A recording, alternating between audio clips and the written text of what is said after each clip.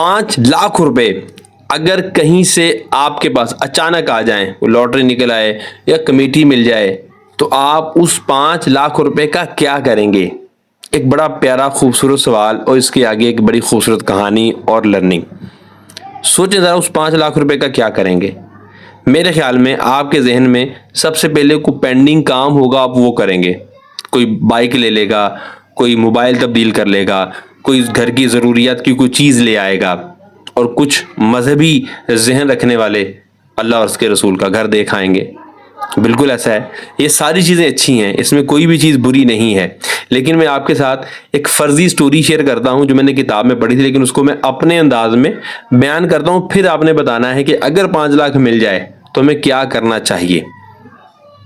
एक भाई को 5 लाख रुपए मिलते हैं और उसने कहा यार मैं उम्रा कर लेता हूँ। मिसाल दे रहा हूँ, मैं वो गाड़ी ले लेता हूँ या कोई भी, मैं उम्रे की मिसाल इसलिए ले रहा हूँ कि आप कनेक्ट करेंगे इसके साथ।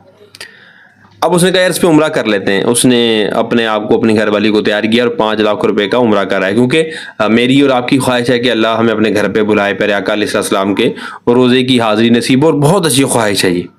अब 5 लाख रुपए उसके पास था, अचानक के उसके पास आए। अमीर भी नहीं था, बस उसके 5 लाख थे, उसका शौक था, उसने शौक को पूरा किया और जब वापस आया तो उसको बहुत बड़ी सादत मिली। लेकिन अब वो खड़ा ज़ीरो पर है, बल्कि 5 लाख भी लग गया और इस वक्त वो ज़ीरो पे गया कि एक माह उसने काम नहीं किया और सैलरी नहीं मिली, या जो उसकी आमदनी थी वो रुक गई, घर का राशन, दीगर मामलात बड़े डिस्टर्ब हो गए। और दूसरी तरफ एक बंदा क्या करता है, वो कहता है यार मुझे उम्रे पे जाना है, मैंने अपनी वालदा को लेकर जाना है, काफ़ी अरसा हो गया, मेरी दिल की ख्वाहिश है, लेकिन अभी तक ये पूरी नहीं हुई।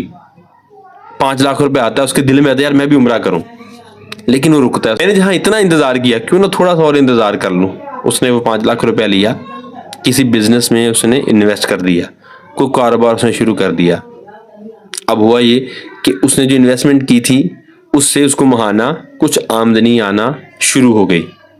उसने वो पैसे उठाए और उसकी कमेटी डाल ली। अब वो 6 माह बाद, साल बाद जब भी कमेटी निकली, अब उस कमेटी से वो उम्रा करके आया। जब वापस आया तो उसकी वो 5 लाख रुपए की रकम भी महफूज थी और उससे जो महाना आमदनी आ रही थी वो भी जा रही थी। 2 काम हो गए, उम्रा भी हो गया और उसके पैसे भी महफूज। और पहली कंडीशन में क्या हुआ, सिर्फ उम्रा हुआ, उसकी कोई चीज़ उसके पास बाकी नहीं रही। जहन में एक बात आती है यार ज़िंदगी का क्या भरोसा, और हम उम्रा कर लेते हैं, फिर जो होगा देखा जाएगा। मैंने पहले कहा है इसमें किसी किस्म की कोई कबाहत नहीं है, अगर कोई करता है तो यकीनन वो किसी भी किस्म का कोई गुनाहगार नहीं, बल्कि सादत की बात है। लेकिन दोनों में फ़र्क आपने करना है।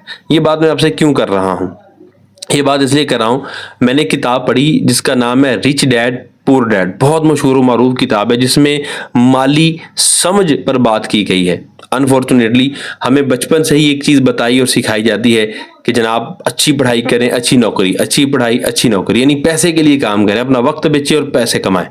लेकिन ये किताब थोड़ा सा नहीं, बहुत ज़्यादा हटकर इस पर जहन देती है कि पैसे के लिए काम ना करें, बल्कि कोशिश ये करें कि पैसा आपके लिए काम करे। ये इस किताब का कोर लेसन है, एक बहुत बड़ा सीखने का पॉइंट है कि पैसे के लिए काम ना करें।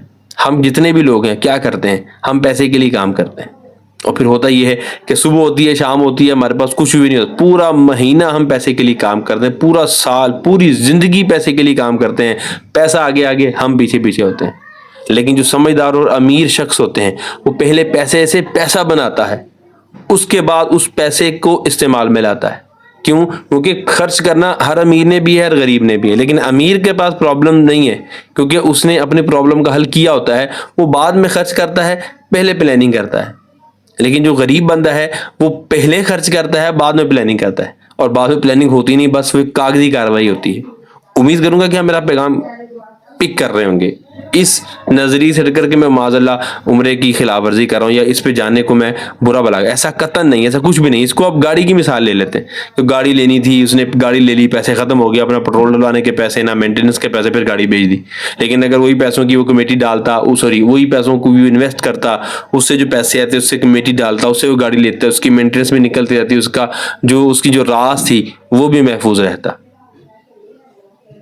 एक वाकया हुआ कि एक बंदे के पास 1 करोड़ रुपए आया, बहुत गरीब था, किसी वजह से करोड़ रुपए आ गया, इनाम में मिला या कुछ भी। तो कुछ अरसे के बाद वो फिर اسی پرانی حال یعنی غربت میں آ گیا. کیوں؟ کیونکہ پیسے آ جانا یہ کمال نہیں ہوتا، پیسے کو خرچ کرنا، پیسے کو سنبھالنا یہ کمال ہوتا ہے. اگر آپ کو گاڑی چلانی نہیں آتی تو آپ مہنگی سستی کوئی بھی گاڑی لے لیں، ٹھک جائے گی. لیکن اگر سیکھیں گے تو مہنگی ہو یا سستی آپ سنبھال لیں گے. اسی طرح پیسے کا آ جانا کوئی بڑی بات نہیں ہوتی، ٹھک جائے گا وہ پیسہ، وہ رک جائے گا پیسہ. آپ کسی کو ادھار دے دیں گے، آپ کسی کو خوشی میں دے دیں گے، جناب کہیں جناب میرے کو پیسے نے کھاؤ پیو عیش کرو، جو ہوئے گی ویکھی جائے گی. یہ بھی سوچ بندے کو مروا دیتی ہے. تو دنیا میں رہنا ہے تو ایسے بن کے رہیں کہ آپ کسی کے آگے ہاتھ نہ پھیلائیں، آپ دینے والے بنے.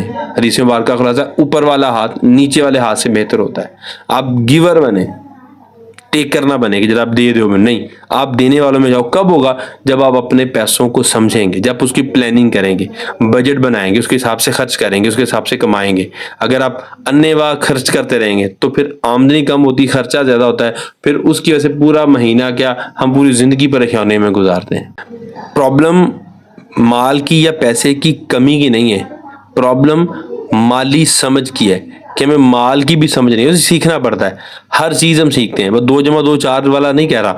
کون سی چیز خریدنی ہے، کب خریدنی ہے، کیسے خریدنی ہے، کون سی چیز ایسٹس ہیں جو پیسے لا کر دیتی ہیں، کون سی چیز لائبلٹی ہے جو ہماری جیب سے پیسے نکالتی ہے، اس کو سیکھنا پڑے گا. اگر آپ یہ کتاب پڑھ سکتے ہو ضرور پڑھیں، ورنہ یوٹیوب پہ بہت ساری اس کی ویڈیوز موجود ہیں. کتاب پڑھنے میں آپ کو ذرا اصل مزہ آئے گا، آپ سمجھ بوجھ میں اضافہ ہوگا، اور پیسے کی جو نفسیات ہے، پیسے کو استعمال کرنے کا ڈھنگ آئے گا. کیونکہ یہ بھی ایک فن ہے، ایک ہنر، ایک صلاحیت ہے. یہ جتنے بھی بڑے امیر لوگ ہیں یہ ایسے امیر نہیں ہوئے جن کے پاس بہت زیادہ پیسہ ہے، ایسے ہی ان کے پاس بہت زیادہ پیسہ نہیں ہوا، بلکہ انہوں نے اس کو سیکھا ہے، سمجھا ہے، اس کو سیکھنے کے لیے بھی پیسے لگائے ہیں، اور آج وہ پیسے سے پیسہ بنا رہے ہیں. آج پیسہ ان کے لیے کام کر رہا ہے. وہ کام پر نہ بھی جائیں تو ان کا کام ہو رہا ہے. وہ چھٹیوں پہ چلے جائیں، رمضان کا کان گھومنے چلے جائیں، وہ مکے مدینے حج پہ عمرے پہ چلے جائیں، ان کا پیچھے کام ہو رہا ہے. لیکن ہم کیا کرتے ہیں؟ ایک چھٹی کرتے جناب ڈر ہوتا ہے دیہڑی کٹ جائے گی، کیونکہ ہم جائیں گے تو کام ہوگا، ہم جائیں گے تو پیسے ملیں گے، ہم نہیں جائیں گے تو پیسے نہیں ملیں گے. تو ہم پیسے کے لیے کام کر رہے ہیں، انہی کے لیے پیسہ کام کر رہا ہے. تو تھوڑی انڈرسٹینڈنگ اٹھانے کے لیے اس کتاب کو ضرور پڑھیں اور اپنے آپ کو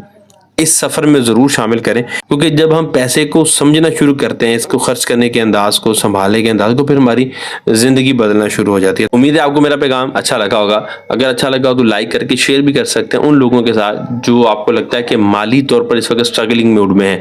ہو سکتا ہے ان کی ہی کچھ غلطیاں ان کو یہاں تک لے آئی ہوں. اگر وہ اپنی غلطیوں کو سدھار لیتے ہیں تو یقین کریں ان کی زندگی میں بھی آسانیاں اور خوشحالی آ سکتی ہے. اب تک کے لیے اتنا ہی. اپنا رکھیے گا بہت سارا خیال، مجھے رکھیے گا دعاؤں میں یاد. اللہ نے کے بعد.